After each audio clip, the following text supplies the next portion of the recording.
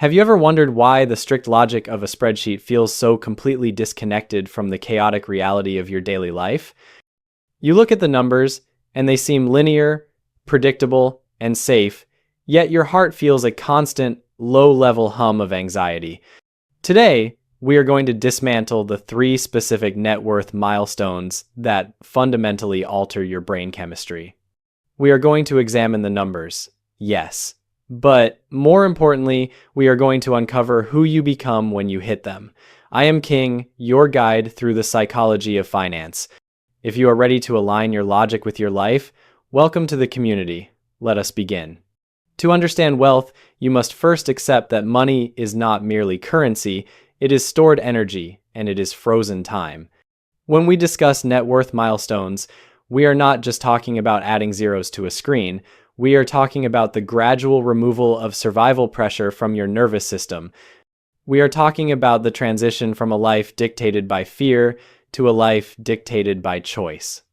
This journey is difficult because it requires you to hold two opposing forces in your mind simultaneously: the cold, hard certainty of mathematics and the volatile, messy reality of human emotion.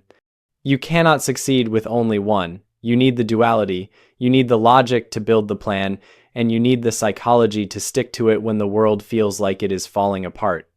Let us look at the first major frontier.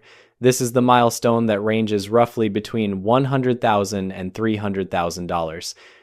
In the grand scheme of a multi-decade life, this might seem like a small step, but psychologically, it is the most violent battle you will ever fight. This is the gravity well. When a rocket tries to leave the atmosphere, it burns 80% of its fuel just to get off the ground. The first few inches of lift require maximum effort for minimum visible result. This is exactly where you are when you are building your first significant layer of security. You are working hard, you are saying no to immediate pleasures, and you are pushing against the friction of life, yet the results feel almost insulting. This brings us to a specific internal monologue that I know you have experienced. I call it the spoon versus ocean frustration. Visualize this moment. You have been tightening the belt for 12 months. You have skipped the expensive vacations that your friends are taking. You have refused the dinner parties that cost $300 a plate. You have driven the same car for 5 years longer than you wanted to. You open your banking app, expecting a revelation, expecting the heavens to part. And what do you see?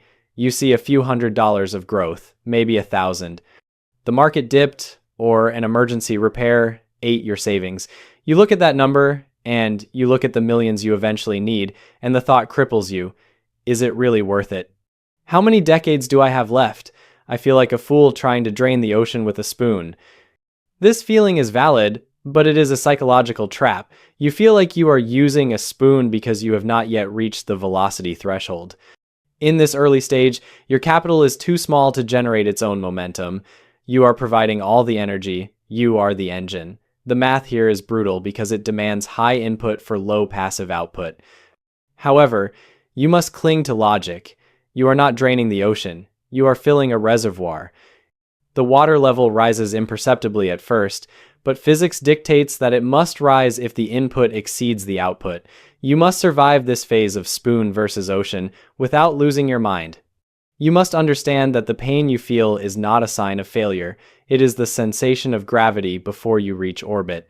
As you push past this friction, as you continue to execute your asset structure with discipline, you eventually cross into the second major milestone. This is the range between $500,000 and $700,000.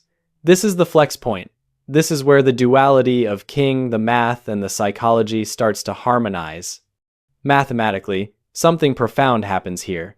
At a 7 or 8% return, a portfolio of this size begins to generate $35,000 to $50,000 a year in passive growth.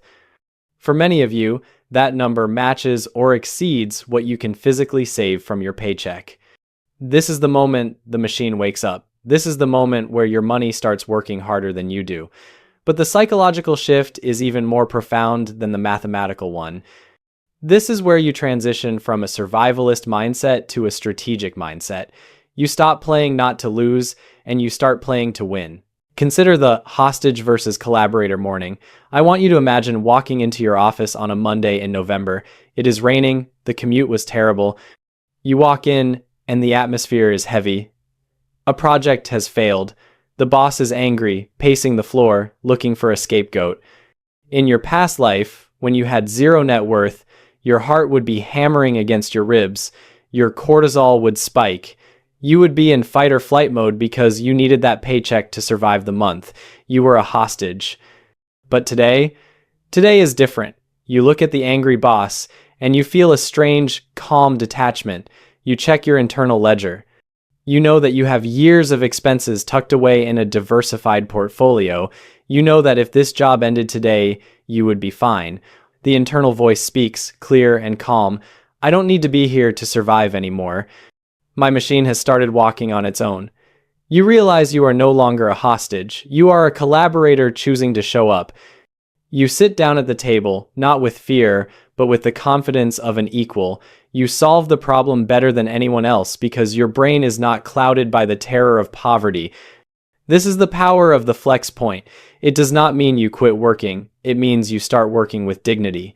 It allows you to negotiate, to take risks, and to speak your mind because the threat of total ruin has been removed. This state of being requires a robust asset structure. You cannot achieve this peace if your wealth is entirely locked in a volatile gamble. This milestone demands a mix of liquid stability and growth-focused equity. You need an inflation guard investments that rise with the cost of living so that your confidence is not eroded by the silent theft of purchasing power. You need to see that passive flow of dividends or capital appreciation matching your salary. When you see that, you realize that you are effectively cloning yourself. There is working you, and there is money you. And for the first time, money you is pulling its weight. Now, we must address the mathematical reality that bridges the gap to the final milestone. We have talked about the struggle of the spoon and the confidence of the collaborator, but we must acknowledge the engine that drives this. It is the law of compounding. It is the exponential curve. There is a specific point in time where the curve goes vertical. Math doesn't lie. It tells us that the time it takes to go from 0 to 100,000 is often longer than the time it takes to go from 600,000 to 1 million. The acceleration is built into the system. You just have to stay on the ride long enough to feel the G-force. This leads us to the third and final milestone, the independence point. This is the $1 million plus territory, though the exact number depends on your lifestyle. This is where the math suggests you can withdraw 3 or 4% forever and never run out of money. This is where you are technically free, but psychologically, this is where the king duality faces its greatest test. You might assume that reaching this level brings instant euphoria, a permanent state of bliss. You would be wrong. When the external pressure to survive is completely removed, you are left with a terrifying internal silence. You have spent 20 or 30 years defining yourself by your struggle, by your career, by your ability to earn. When that necessity evaporates, you face the identity crisis of freedom. Visualize this clearly. You are sitting on your sofa on a Tuesday morning. The house is quiet. The kids are at school, or perhaps they have grown and moved away. Your spouse is out. You look out the window at your garden. The sun is shining. There is no email to answer. There is no boss to appease. There is no bill that you cannot pay. Your mind, out of habit, tries to calculate the price of the gas you use to drive to the store or the electric bill for the air conditioning, and then you stop. You realize those calculations are irrelevant now. You are safe. But in that safety, a question rises up from the depths of your soul, louder than any scream. Who am I now that I don't have to sell my time? This silence is not emptiness. It is the freedom to write your own chapter. But it feels like emptiness at first. It feels like a void. You have spent your life fighting a war, and now the peace treaty is signed, and you do not know how to be a civilian. You do not know how to simply exist without the validation of a paycheck. This is why so many wealthy people become depressed or self-destructive. They mastered the math, but they ignored the psychology. They built a fortune, but forgot to build an identity. You must prepare for this identity crisis long before you reach the number. You must build a life that you want to retire into, not just a job you want to retire from. And on the road to this final freedom, there is one last demon you must slay. It is the demon of impatience that strikes when you are already winning. It is the FOMO versus silent wealth conflict. You are sitting there with your diversified portfolio, compounding at a boring, reliable 7 or 8%. You are doing everything right. You are patient. You are disciplined. And then you hear it, the noise. Your neighbor buys a new boat because he put everything into a meme stock that tripled overnight. Your cousin tells you about a guaranteed crypto scheme that doubles your money in a month. You see headlines about 20-year-old billionaires. And the inner scream wakes up. It grabs you by the throat and yells, "Do something! Move faster! You are missing out! You are falling behind!" You feel the urge to sell your boring index funds. You feel the itch to gamble, to take a shortcut, to prove that you are smart. This is the moment you must breathe. This is the moment you must summon the deepest level of truth. You must remind yourself that true wealth is built in silence and patience, not in the chaos of impulse. The neighbor's boat is likely financed. The crypto scheme will likely collapse. The headlines are anomalies, not benchmarks. You must contrast that frantic energy with your own silent wealth. You are not trying to get rich quick. You are trying to stay rich forever. You are building a fortress, not a house of cards. When that FOMO hits, when the envy stings, you must return to the math.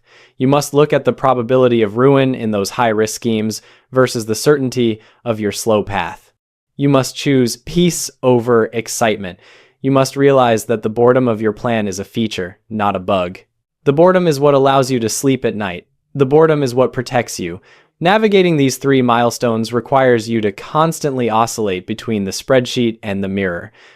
In the first phase, the math is depressing, so you need psychological grit to keep using the spoon. In the second phase, the math is exciting, so you need psychological balance to realize you are no longer a hostage.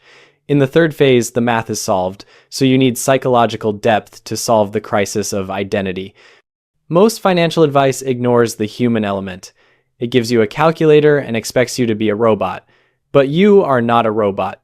You are a biological entity wired for survival, fear, and tribal comparison. If you ignore your biology, you will sabotage your math.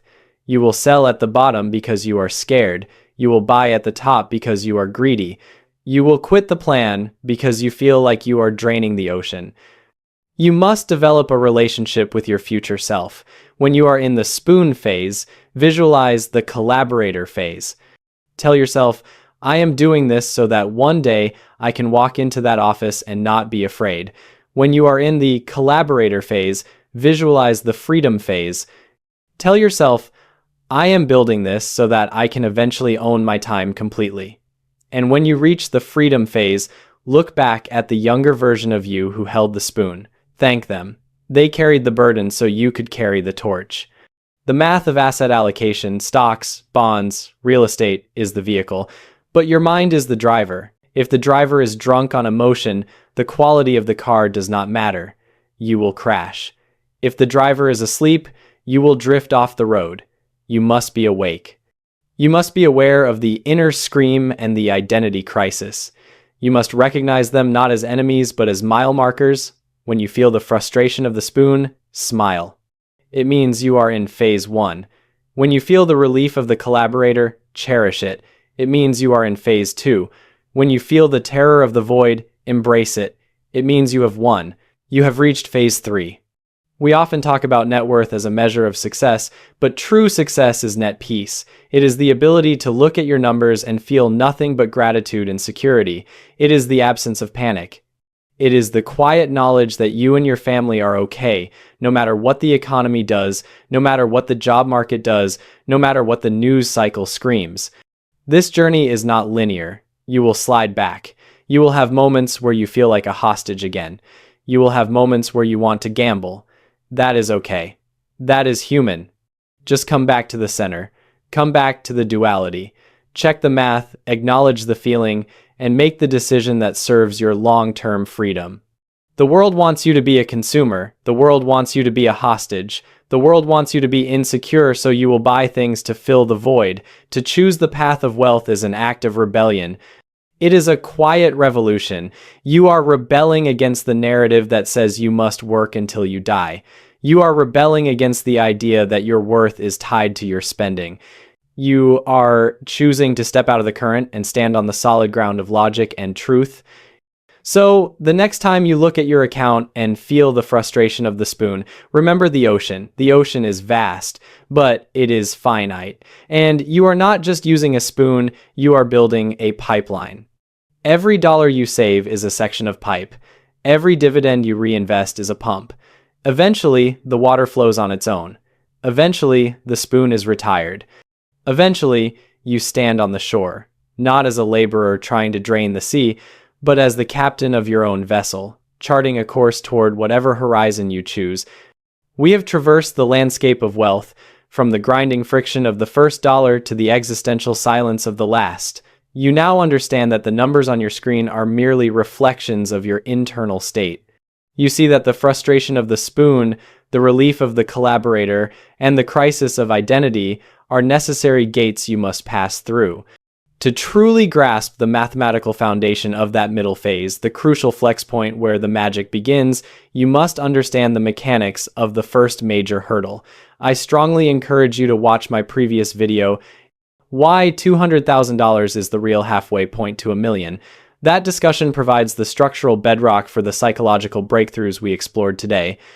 It explains the velocity you are trying to achieve. I'm King. Thank you for spending this time with me. Let's keep moving forward.